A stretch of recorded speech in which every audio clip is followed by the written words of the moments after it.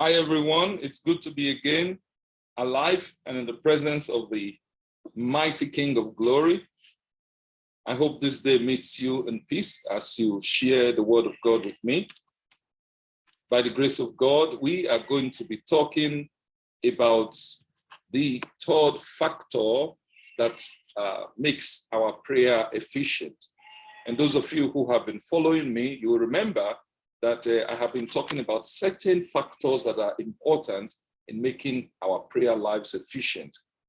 And so today, the top thing that we're going to be talking about is that an efficient prayer life must have an appropriate anchor. That means if you want to have a prayer life that is efficient, if you want to have a prayer life that is fruitful, if you want to have a prayer life that indeed brings joy to your heart, your prayer must have its anchor on something that is efficient. And just right as we begin, one of the things that I would like to emphasize is that our prayer must anchor itself on something that is alive. That way, when you have a faith that is anchored on something that is alive, then your faith comes alive. Let me share with you the passage for today. According to the book of Hebrews, chapter 11, verse 6, the writer tells us that without faith, it is impossible to please God. There is no like it is near impossible. No, it's absolutely impossible to please God when there is no faith. But he didn't stop there. He said, because anyone who comes to God must believe that God exists and that God rewards those who earnestly seek him. There are four factors here. The first is, it is impossible to please God without faith. But the nature of that faith must believe that God exists. That means God must be seen as being alive.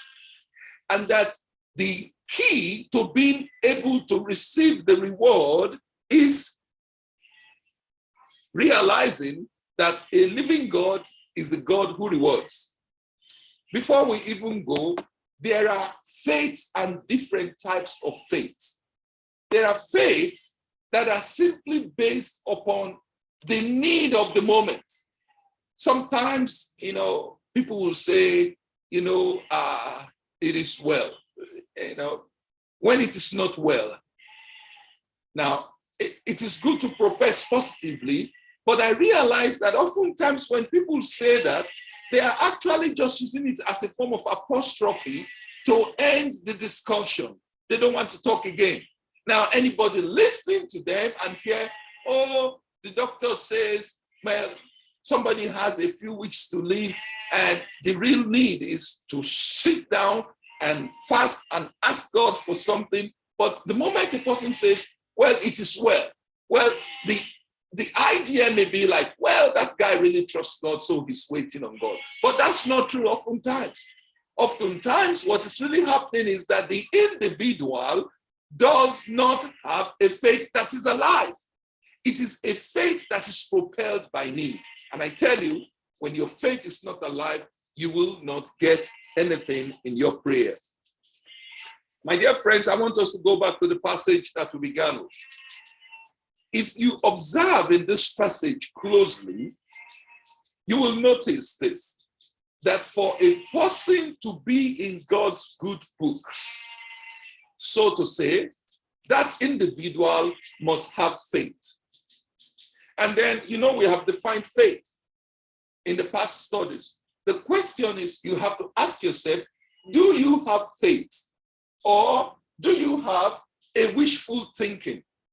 If your desire or your faith is simply a wishful thinking, then I can tell you that you are not in God's good books. Number two, the type of faith that you need to have must also believe that God is. In other words, that God exists, that God is alive. Oftentimes, many of us don't really realize who is God. Does he really exist?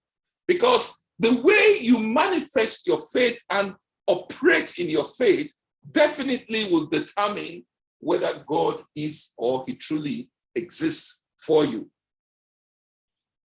This belief that God exists, hear me, this is the key here, dear friends, is the secret to everything in prayer and in our walk with God.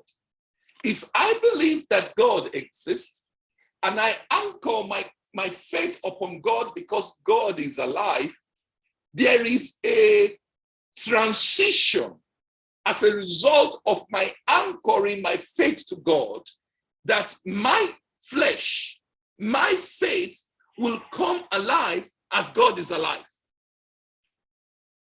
Just like when a person touches an electric circuit, you will be electrocuted because the electrons will run through you.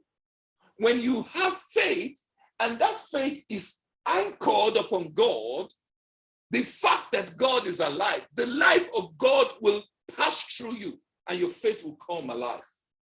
And it is no wonder that a lot of people, they do not achieve or attain to what they want. Believing that God is or is alive is what makes a saint become like God. When you draw near him in faith, you come away from death unto life.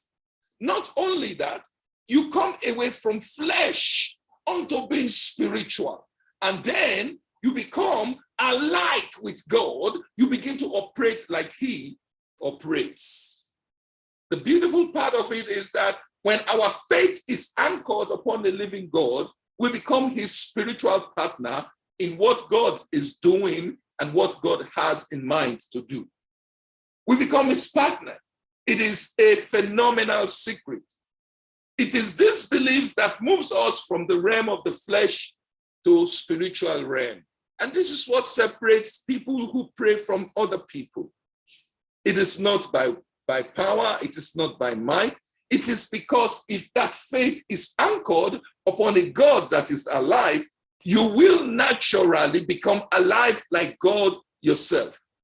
It is this belief that empowers us to move God.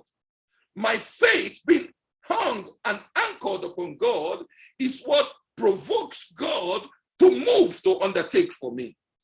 Because my faith is saying, God, I know that you are God. I know you are sovereign. I know you are merciful. I know you are abundant in your kindness, and therefore you will move on my behalf. It is this faith that moves us to keep ourselves holy, just as God is. A lot of the times we have these wishful ideas. We still want to continue in our way of life. It's not because we don't believe in God. The problem is we don't even know who God is.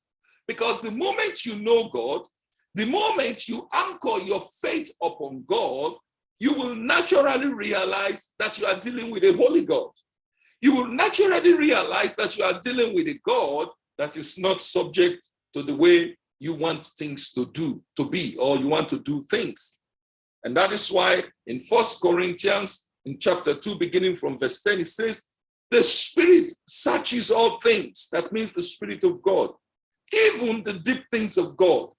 For who knows the mind of a person except that Spirit that is in them? In the same way, nobody knows the thought of God except the Spirit of God. What we have received is not the spirit of the world, but the Spirit who is from God, so that we may understand what God has freely given us. And this is what we speak, not in words taught by human wisdom, but in words taught by the Spirit, explaining realities with spiritual taught words. In other words, the moment my faith is hanging on God, I become a spiritual person. I begin to operate at a spiritual level. I don't allow the pettiness and the weight of the flesh to become my weight anymore. But hear this. The reason is so simple. The person without the Spirit cannot accept the things that come from the Spirit of God, because they consider these things foolishness and they cannot understand them because they are discerned only through the Spirit. Somebody said something to me a few days ago. He said, we got to a point where we didn't have so much in our house, and my wife, his wife lost their job, and he said to her, you have to walk by faith to get something from nothing. And he counseled the wife on what to do. And the truth is that because the wife agreed to obey and listen to the husband, they began to reap harvest from nothing, to the point that they now do have abundance to help their family. But the opposite is this. When a person is not spiritual, when a person's faith is not anchored on God, what you're going to see is that flesh will take place. Flesh will say, how can God heal? Flesh will say, you are hungry. Can faith put food on the table? Flesh will say, the roads are blocked. Can faith open the door? Because the flesh can only see at the spectrum of the flesh. It can only go so far. But a faith that is anchored upon God becomes alive as God is alive, and its ability transcends every form of obstacle. It is able to see the things that the ordinary eye cannot see. And that is why when the people who are in the world hear about faith, they consider it foolishness. The Apostle Paul continues to tell us, it says, the person with the Spirit makes judgment above all things. But such a person is not subject to merely human judgment. For who has known the mind of the Lord so as to instruct him? But we have the mind of Christ. It's about what I was saying. It's like how far your light can go. A faith that is anchored upon God becomes spiritual. That faith picks up the ability to go through every form of obstacle. It is not impeded or hindered by mere physical hindrances around, because it is not walking in the spectrum of the flesh. It is walking in the spectrum of the light of God. Nothing can hinder such a faith. My dear friends, to derive something out of the ordinary in prayer, a saint must be willing to exercise an extraordinary faith. That is a faith that is anchored upon an extraordinary God. If you do not know this extraordinary God, your faith cannot get to that place of extraordinary affairs. And this is why a faith that is active must of necessity anchor itself onto an extraordinary God. My dear friends, our faith must already recognize the fact that God is alive and that everything emanates from God alone. Our faith must be able to see God as unhindered by situations, by needs, by circumstances. It is simple, because God is alive. And for you to be able to apprehend anything from God, then you must be able or willing to anchor your faith on God. As you are listening to the sound of my voice today, I dare to ask you this question today. Is your God alive? So you can say your God is alive because you go to church, you hear some sound, your pastor makes you feel good. But the real question is your God alive? And the real test is, do you express your faith in such a way that your faith is not on your strength, your knowledge, the wealth you have, but your faith comes because it has been anchored upon a God that is alive. And that is where you will know. You know, if your faith is anchored upon God, there are certain characteristics that will manifest in our lives. Let me tell you why this is important. First of all, God is. He just is. It's not God will be or God was. God is. That means he transcends time. He transcends the time of past. Time transcends the times of the future and the moment that you are in. God just is. When the writer of the book of Romans in chapter 4, verse 17 was talking, he said, I have made you a father of many, one who gives life. That means God who gives life to the dead, one, and calls things into existence that do not exist. God did not say, I wonder how light is. God did not say, I wonder how day 2 will be. God did not say, I wonder how the fishes in the oceans will be. God just said, let there be light. God was not taking that ability from some sort of light that somebody else had created before and said, well, I would like to have that type of light. God is just saying, I want light, therefore light be. And the writer of the book of Romans is telling us that God is that God that talks to things that do not exist as though they exist. And by the way he calls them into being. I want you to see the logic and the secret here in praying. That if I identify with a God that is able to call things into existence, number two, a few things will happen. Number one, my faith becomes alive. Note this for yourself in your prayers. Number two, because God is a spirit, I transition from my normal physical tabernacle into a spiritual being like God. It's very important to see the sequence. Number three, it's not only that I now become a spirit being like God, I become a partner with God, if you want to call it an associate. So that I begin to now walk in the realm of the spirit the way God is walking. So when God calls things into existence, I am imputed with that ability because I have now become a spiritual being. This is part of why some people's prayer don't get results. When the need you have is what is heavy on your mind, you will not get results.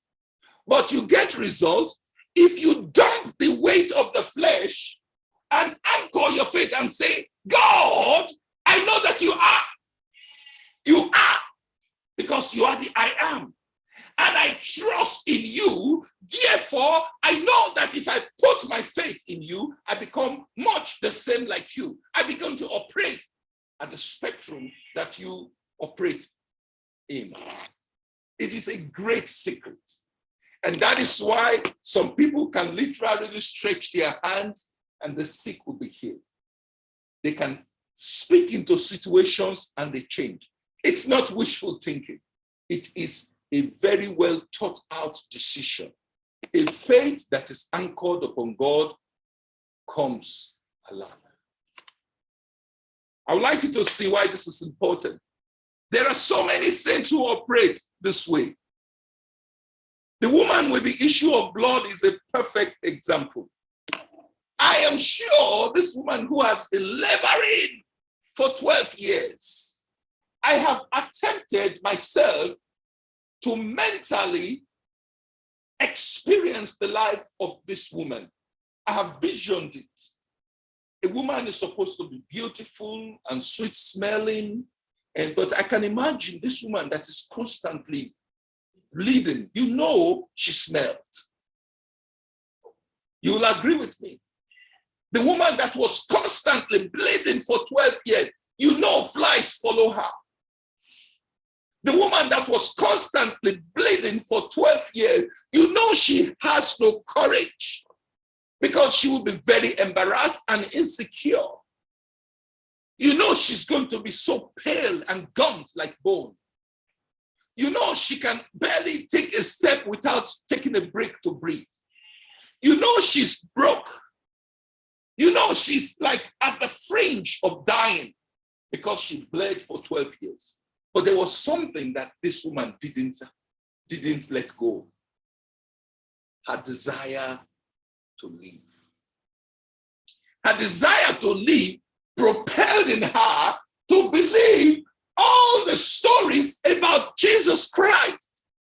Because I can imagine when somebody was telling her, there was one man today who came to the city, he touched the lepers and they were healed. And she's like, what, really? Can leprosy be healed? Oh, yes, he did. There was one man today who spoke to the lunatic and the demons came out of them. Really? There was one man today who spoke to the dead and they rose. And they really? And as she begins to hear this story, her desire begins to grow in her. Eventually, she understood. If that person can heal a person, there must be a living God. And if I can only touch that person, she told herself, that is where it started. But I want you to see the secret. I think in her mind, because I am putting myself in her place. If you come to me and tell me, I met a man today who healed leprosy, who healed epilepsy, who healed dementia and all sorts of diseases instantly, and I asked you, did they pay? They said no. Did the people really get healed? They said yes. Did they have to touch him? They said no. How did he do it? He just spoke the word. Then I would begin to realize this must be a living God. Then I will begin to ask myself, how can I just get to that person? Just follow. This is the secret in prayer. Suddenly it will light up in your brain. If this man can speak the word and situations can change, then I don't need to see that man. Then I don't need to touch that man because I know that his power is unstoppable. I want you to see the secret of a living faith. Then I will get up and tell myself, I don't need him to touch me. All that I need him to do is to speak. And then I begin to look at, but I am sick, but I am smelly. Then my faith goes to the next level. Because now I'm no longer thinking like a man. I'm now saying, if his voice can heal, then his clothes can heal.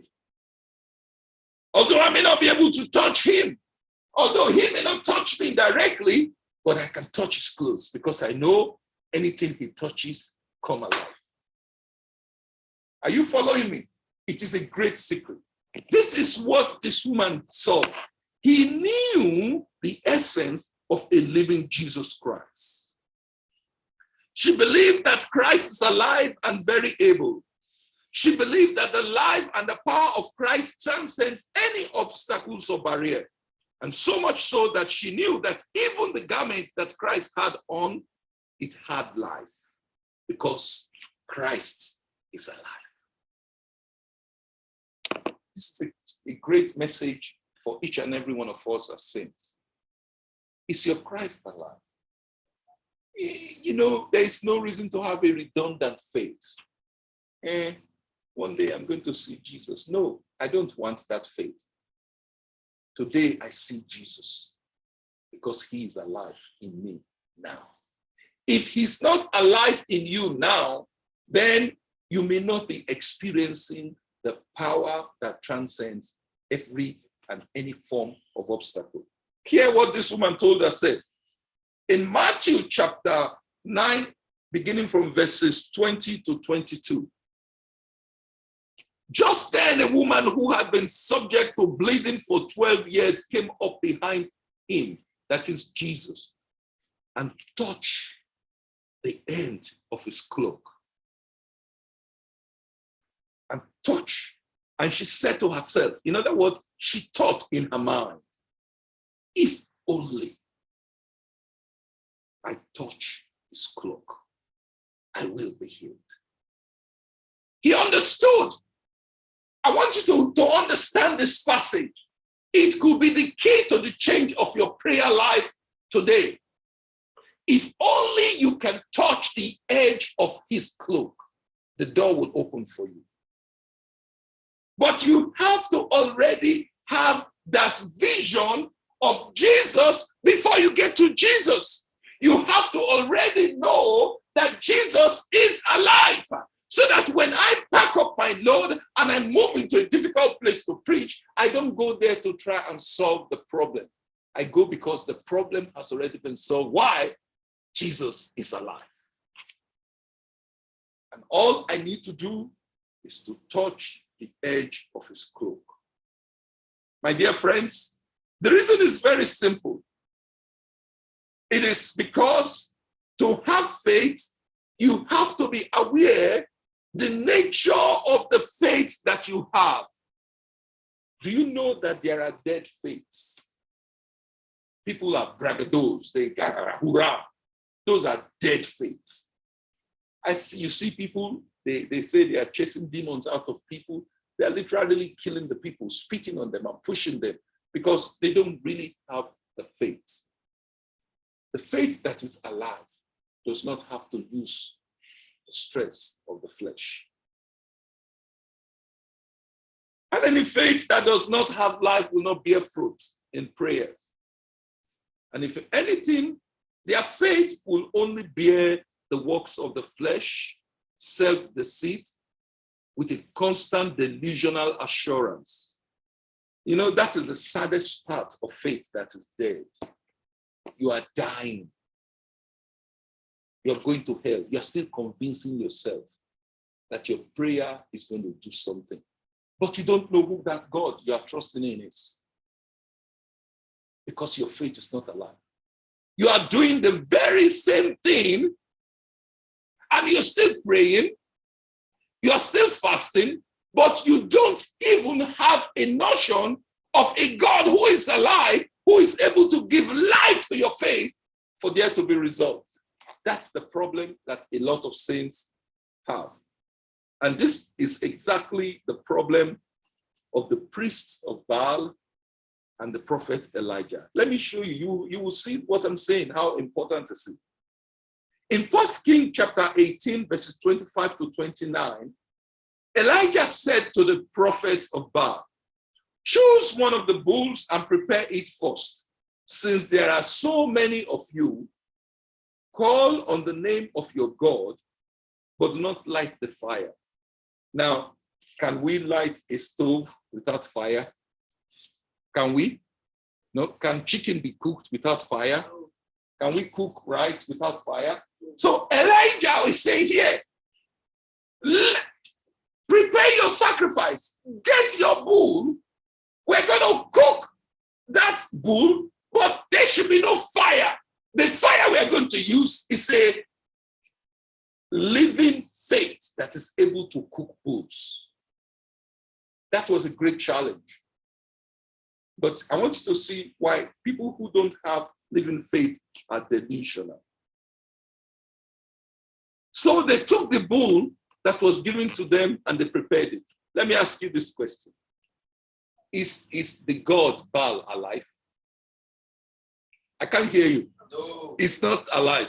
Okay. If somebody then gives you a bull and you are believing in Baal, does your own coconut not tell you that that bull will never be burnt? But isn't that the thing that we do as saints?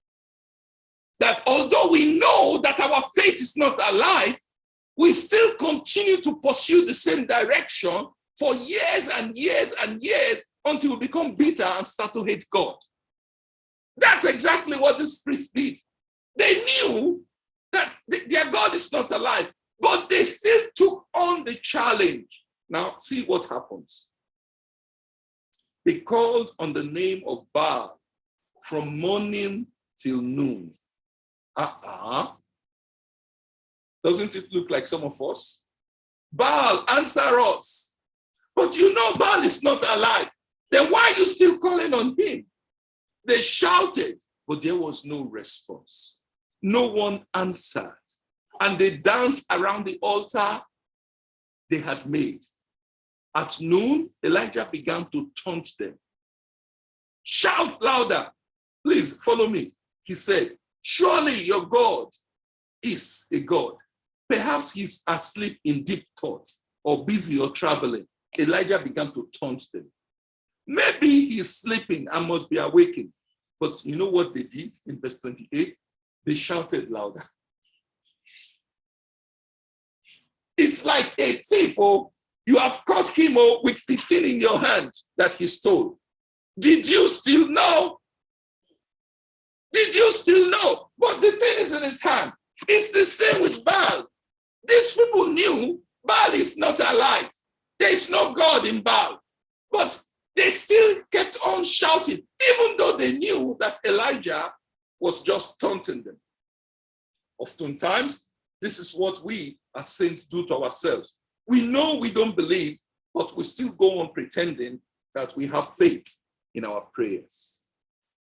Verse 28, they shouted louder and they begin to slash themselves. They begin to do fake sacrifice with sword and spear, as it was their custom, until their blood began to flow. Just imagine how many of them.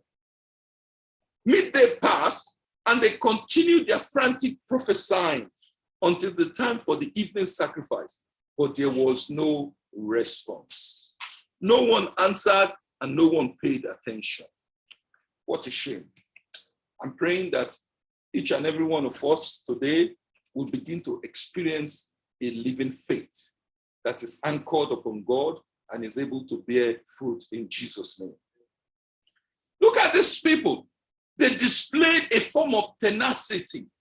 They were begging Baal to respond to them, even though they know it was simply delusion. They were willing to humiliate themselves, though they know they are lying to themselves. They were willing to mutilate their own body. They did crazy things. They knew in their mind that their God is not alive. And a dead God, I tell you, cannot reward its followers. I want you to hear me. A dead faith will not reward you. A dead faith will not reward you. You can go to church, you can pay your tithe and offering, but if your faith is dead, you will not get any reward. This is the secret.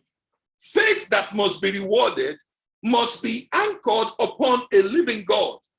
I believe that the real message is that saints whose faith is dead, they know that they will not get any message or any blessings. They have to turn their faith around and anchor it upon a living God. And this is where a lot of saints, they have missed it in their prayer lives. Some people don't even pray because they don't get the result anymore. Although they go through all the rituals, but because their faith is not anchored on a living God, they cannot get anything. In our prayers, dear friends, we must believe that God is and that he is the rewarder of those who trust in him. Often our prayer, our faith is anchored upon our needs. Don't worry how grave or difficult your situation is. That's not faith. That is just worrying. Your faith should be able to rise above your circumstance and hang itself upon a living God. Often our faith is anchored upon our needs. We are deceived to believe that because of the intensity of what we are going through, our problems will get results in our prayers. Such faith is a dead faith. A living faith must be anchored upon a living God. A living faith must anchor itself to something that is living. If you put fresh meat on fresh meat, right? Fresh meat will stay what? Fresh. If you put rotten meat upon fresh meat, what will happen? Fresh meat will get bad. That is how faith works. Anchoring our faith on God gives life to our faith. Because he is God, he is the God of the living. My dear friends, the real message that I want you to hear from me today is this. Our desire to apprehend blessings in prayers must first of all begin with us having faith in God. But you must ask yourself, how do you do this? Because Pastor Tony, you are telling us all sorts of things that we do, and you say, well, maybe some of them are not true. They are not true. They are not right. And the secret is this. As the children of God, hear me, we must make every effort to acquaint ourselves with God. You know the meaning of acquaint? Familiarize with God. Like that woman familiarized herself with the story of Jesus, she was able to develop a living faith. By doing so, we will know God much better, and thereby our faith will come alive. In closing, I will leave you with this passage. According to Job chapter 22, verse 21, it says, acquaint now yourself with him, and you will be at peace. Not tomorrow, not next week, now. Begin to familiarize with God in prayers, because very soon, once you transcend all the obstacles of the physical realm, you begin to feel the pulse of God's spiritual presence in your life. And the conclusion is this: you will be at peace, and thereby good shall come unto you. As I bring the teaching for today to an end, my prayer for you is this: may your faith come alive in the name of Jesus Christ. May your prayer life change, and may you become that person that is so familiar with God that you begin to operate at the same spectrum as God operates in. You begin to call those things that do not exist as though they do, and they will show up for you. May the Lord bless you in Jesus' name.